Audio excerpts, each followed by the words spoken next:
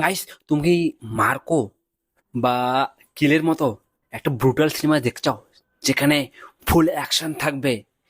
যে সমস্ত অ্যাকশন আমরা সাধারণত বলিউড সিনেমায় দেখি না, তার থেকে একটু হাটকে, মানে কোরা ডোজ টাইপের অ্যাকশন দেখতে চাও? তাহলে তোমার জন্য আসছে হিট 3।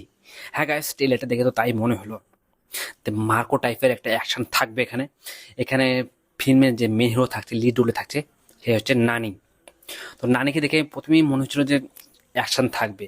আর ট্রেলারটা দেখার পর তো একদম, ভাই কি সুন্দর ট্রেলার বানিয়েছে, বা কি অ্যাকশন! একটু ব্রুটাল হবে টাইপটা সিনেমাটা। দেখে যা মনে হলো ট্রেলার, পুরো একদম একদম মার কাট থাকবে আর কি, যেটা দেখতে পেলাম আর কি। আর ট্রেলারে নানি যে রোলটা প্রেজেন্ট করছে, এটা হচ্ছে অর্জুন সরকারের, একজন পুলিশ অফিসার।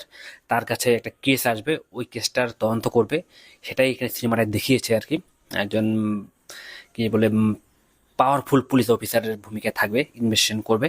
আর ইনভেস্টিগেশনটা করবে বেসিক্যালি একটা ছোট শিশুর, যে নাকি কিডন্যাপ হয়েছে, তার একটা ইনভেস্টিগেশন করবে।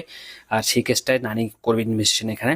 তো এই ইনভেস্টিগেশন করতে করতে এখানে দেখবে নানা রকম কি বলে ব্রুটাল অ্যাকশন করতে দেখা যাবে নানিকে, যারা কিডন্যাপ করেছে তাদের বিপক্ষে হয়তো, যেটা দেখলে আর কি মনে হলো। আর সিনেমাটা দেখলেই বোঝা যাবে কি হচ্ছে আর কি। সিনেমাটা 1 তারিখে রিলিজ হচ্ছে, 1 মে।